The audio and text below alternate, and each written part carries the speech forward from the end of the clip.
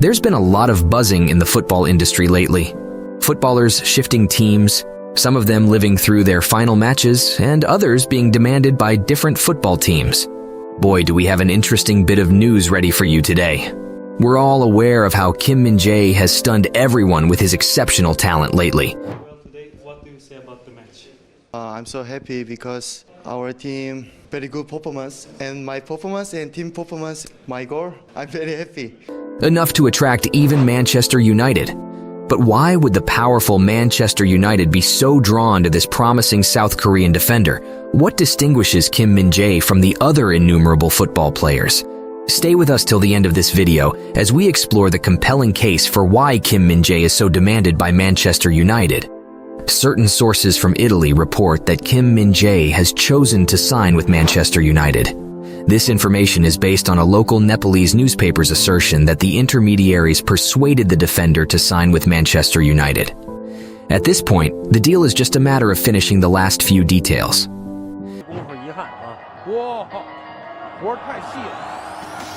Most of us football fans are aware of the set fee that a buying club pays a selling club in order to contractually seal the deal to offload a player or a coach. In simpler words, the release clause or the buyout clause.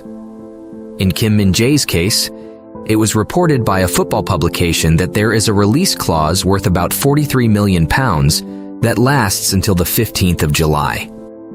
However, this buyout clause, in our opinion, hasn't received enough attention on social media or in the news media. It seems as if Manchester United wants to complete this as quickly as possible to give them more time to concentrate on what they perceive to be a much more challenging situation. Could this latest tale be accurate? We're going to delve into this story and get more specifics. But could this be the tipping point?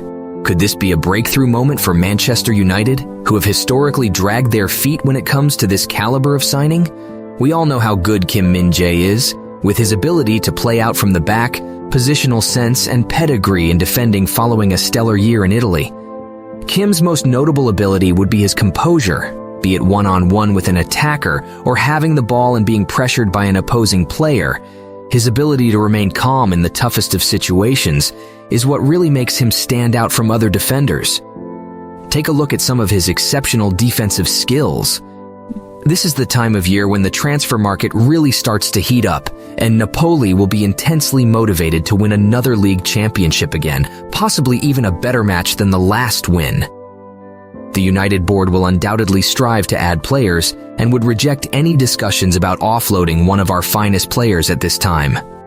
However, Napoli is in a different situation than many other European clubs, so this is something that should definitely be considered in their case. Their campaign is over, although they've won Syria, and they're still waiting for another soon-to-be-won victory.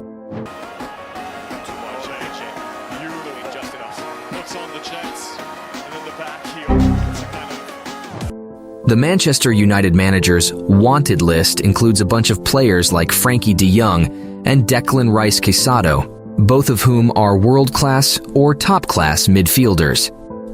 Victor Rushman, a striker, has been linked to Ramos of Benfica, and Harry Kane is, of course, the top target, according to the mainstream media. The processes for those additions in the midfield and up front might be drawn out and include other teams, and Manchester United also has to strengthen its defense. Raphael Varane will be at the club next season and will play a crucial, integral, and important role at the football club, but his body is starting to fail him more and more, and there is no way that Raphael Varane can play 2 games in the Champions League with fingers crossed. Lisandro Martinez is the future on the left side, but what Manchester United need is a physical specimen very capable on the ball, who plays on that right-hand side of the defense. Man United needs to act now before Rio Ferdinand and Emmanuel Clemente are gone. They made huge mistakes at the club by failing to find a quality replacement for them quickly enough, and to be honest, it has taken too long for them to have Varane and Lisandro, a center-back pairing that could even compete with those greats of the past. 10 years is too long, so Man U need to act now. When you watch some of these games of Kim Min Jae, sometimes it almost appears as though he might be out of position. But is he close enough to the attacker? Is he in the right position to make it? But that's just one of his ever-so-clever moves. He cleverly does this because he reads the game so brilliantly and sets traps for his opponent, who is poised to pounce brilliant specimens of the game. Then there's also Sandro Martinez, who kind of put that nonsense to bed this year by being one of the best center backs in European football, having the ability to handle the physicality and the speed of the Premier League. And we also do believe that Kim Min Jae will be able to do that, or even more. We're pretty sure he'll bring a lot of energy into the game, as he always does. Energy, of course, is integral if you want to be a Premier League player in 2023 at the highest level. So, we definitely believe that in May 2023, Manchester United will need someone who can stay fit more frequently than Varane, significantly improving on the Lindelöfs and the Maguires, who are currently the backups. Additionally, being able to play out from the back more is crucial to the way Erik ten Hag wants to play going forward. Year 1 has been a very successful year for the club based on what we took over, but it is far from where the club wants to be. Now that we know that also means developing a goalkeeper, I'm sure that will be addressed over the summer in terms of the rest of this report that has emerged from Italy.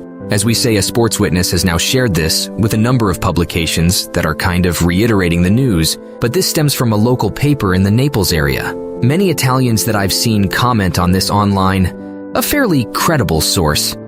They have also stated that Manchester United Harry Maguire is the top target, but let's go back to what Ben Jacobs and Jamie Jackson said just a few days ago on the terrace. This is the kind of deal where, if Harry Kane waits until September to make his club debut, Manchester United may opt for a more readily available option sooner.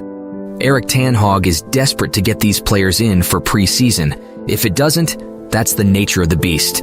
But in an ideal scenario, you want the majority of your new additions to be integrated with their teammates during the pre-season to work on the strategies for the upcoming campaign. Because if Manchester United is successful, there won't be many weeks where you can train on systems. Instead, it will be recovery and match preparation only rather than training and trying to work on the system and everything else. Additionally, being able to play out from the back more is crucial to the way Erik ten Hag wants to play going forward. We want to hear your opinions on this. This story has been circulating for over a week, but according to reports from Italy, he has opted to join Manchester United. As always, there are still some specifics to work out. And there you have it. What are your opinions on Man United selecting Kim Min Jae? We would love to know your thoughts in the comments section down below. If you enjoyed this video and found it informative, make sure you smash that like button, subscribe to our channel, and click on the tiny bell icon on the side to stay notified and updated on all of our future content. Thanks for watching, guys. We'll see you in the next one.